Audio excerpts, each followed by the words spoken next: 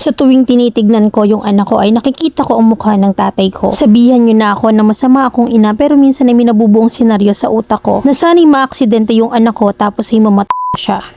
Lumaki ako na walang mga magulang dahil madalas silang mag-away, kaya sila naghiwalay. Isang taon bago sila maghiwalay ay sumama ang nanay ko sa isang lalaki at iniwan kami sa lolo't lola ko pero hindi gaano kaming natutukan ng lola ko. Kaya't napilitan ako maghanap buhay sa murang edad. Lumipas sa mga taon ay kung kani-kaninong mga kamag-anak ako napupunta. Nagsimula yun nung mawala yung lolo't lola ko. Pinagpasapasahan ako ng mga kamag-anak ko sa pag-aalaga sa akin at nagpapasalamat ako doon. Taong 2014 ay pinuntahan ako ng tunay kong ama para kunin ako. Doon na daw ako tumira sa kanya. Sa totoo lang ay kinakabahan ako kasi mabigat ang kamay ng papa ko. Sa tuwing mag-aaway kasi sila ni mama ay niya si mama sa harapan namin. Kaya't nag-alinlangan akong sumama. Pero sabi sa akin ng mga kamag-anak ko na dapat ay sumama ako dahil tatay ko naman siya. Sumama ako sa tatay ko at naging maayos ang unang taon ko sa kanya. Pero hindi nagtagal ay naging sobrang higpit niya sa akin. Bahay at school lang ako at hindi ako pwedeng makipag-usap or makipagkaibigan sa mga lalaki dahil ayaw niya at nagagalit siya. Naging malala pa yung pagiging mahigpit niya nung naghiwalay sila ng asawa niya at kinailangan naming umalis sa bahay ng asawa niya dahil nakikitira lang naman kami. Lumipat kami sa Manila dahil doon siya nakakita ng trabaho bilang isang call center agent. Pero kahit ganon ang trabaho niya ay kontrolado niya pa rin ako at alam niyang lahat ng ginagawa ko. Sobrang bigat ng kamay ng tatay ko at kahit anong malapit sa kanya ibabato niya yon sa akin. At may isang beses pa na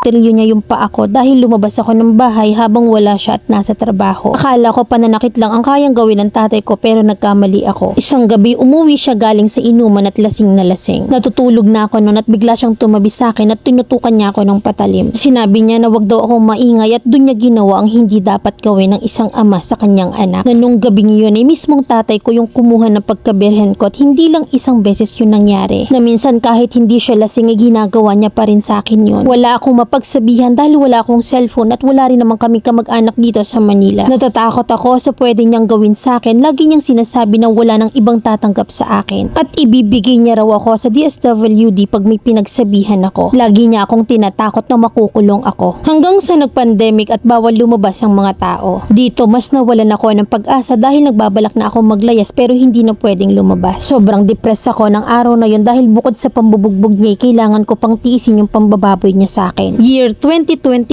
ay sumama yung pakiramdam niya at kailangan niyang magpa-test for COVID. Pero hindi niya ako hinayaan na humiwalay sa kanya. So lumabas yung resulta at positive kami pareho. Pero ako wala naman akong nararamdaman nun. May tumawag kay Papa para i-check siya. Hanggang sa isang araw ay hindi na kinaya ng Papa ko yung sakit at nag-request siya na ipa-admit na kaming pareho. Pero dahil wala akong sintomas ay sinabi nila sa Papa ko na sa munisipyo ako dadalhin. Hindi pumayag ang Papa ko at ang sabi ay dito na lang ako sa bahay o obserbahan. 5 oras nung kakaalis lang niya papuntang ospital ay tumawag yung doktor niya. Binalita sa akin na critical na daw yung tatay ko. Nung sinabi sa akin yun ay sa totoo lang wala akong nararamdaman. Hindi ko alam kung dapat ba akong malungkot. Kinabukasan ay ingay ng cellphone ang nagpagising sa akin at sinabing wala na raw ang tatay ko. Di ko alam kung anong sasabihin ko sa kanya nung narinig ko yon. Sabi ng doktor sa akin ay kailangan niya ng kontak ng kamag-anak namin para mag-asikaso sa tatay ko. Kinabukasan ay pina-admit na rin ako sa ospital dahil request yun ng tita ko at nag-aalala daw siya sa akin. Mahigit 6 weeks akong nanatila sa ospital at akala ko'y matatapos na yung problema ko dahil ngay wala na yung tatay ko. Pagkalabas ko ng ospital ay nagbigay ang doktor ng reseta para sa ultrasound. Kahit hindi ko itanong ay alam ko na kung para saan yun. Wala akong sinabi or pinagsabihan tungkol sa ultrasound kahit sa tita ko. Umuwi ako sa bahay at doon ako nag-iiyak. Hindi pa ako mature at hindi ko pa kayang tumayo sa paa ko nung mga araw na yon dahil mismong tatay ko ang pumigil sa akin para makita ang realidad ng buhay. Nung nalaman ko na buntis ako'y ininom kong lahat ng mga gamot na nakita ko sa bahay. Nagbabaka sakali na malaglagan ako dahil hindi ko matanggap na nabuntis ako ng sarili kong ama. Nawalan ako ng pag-asa para makalimot na kahit na pagkain ko hindi ko kinakain dahil gusto ko na lang mawala. Sinuntok-suntok ko yung tiyan ko ng mga panahong yun at wala pa rin. Wala akong alam sa mga pampaglag kaya wala akong choice. At dahil wala na akong mga magulang ay kinupkup ako ng dating asawa ng papa ko. Siya yung tumulong sa akin para makabangon pero hindi niya alam na yung ama ko na dati niyang asawa ang tatay ng anak ko. Akala ko okay na ako at limot ko na yung nakaraan. Pero hindi pa pala dahil sa tuwing tinitignan ko yung anak ko, nakikita ko yung mukha ng tatay ko at bumabalik ang lahat ng alaala sa akin. Sabihan niyo na ako na masama akong ina pero minsan ay may nabubuong senaryo sa utak ko na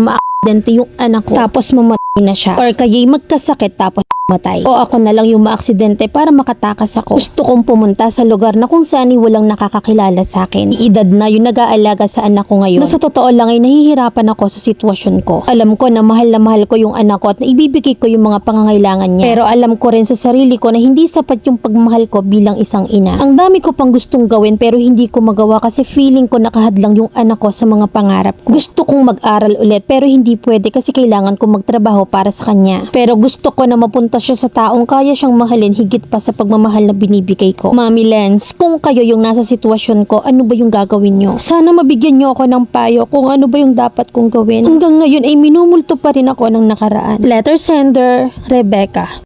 Hindi ko alam yung sasabihin ko kasi walang salitang makakapagpagaan ng loob mo. Kasi alam ko na sobrang bigat na parang kapatid na anak mo na yung bata. Hindi ka namin pwedeng pilitin na tanggapin ang sitwasyon kasi bata ka pa rin. Na bukod sa hindi mo tanggap yung sitwasyon eh hindi ka pa rin handang maging ina. Ilapit mo yung sarili mo sa Diyos at sa Kanya ka makipag-usap. Huwag mong ihangad sa masama ang anak mo kasi wala naman siyang alam sa nangyari. Kung hindi mo siya gusto, kailangan mo ngayon ang mga tita mo. Ipaalaga mo na lang siya sa kanila. Alam ko na sila yung makakapagbigay ng pagmamahal na hindi mo maibigay. Sa kwento mo, ramdam ko na mahal ka ng mga tita mo. Maawa ka sa anak mo. Maging open ka sa kanila kasi ramdam ko na tatanggapin ka nila. Sila lang yung makakaintindi sa'yo. Kailangan mong ilabas yan. Huwag mong solusyonan ng sarili mo lang. Hindi ka makakaalis sa trauma kung walang tutulong sa'yo. Lahat ng bigat ay gagaan kapag iyong papakawalan. Hindi mo pwedeng kimkimin yan.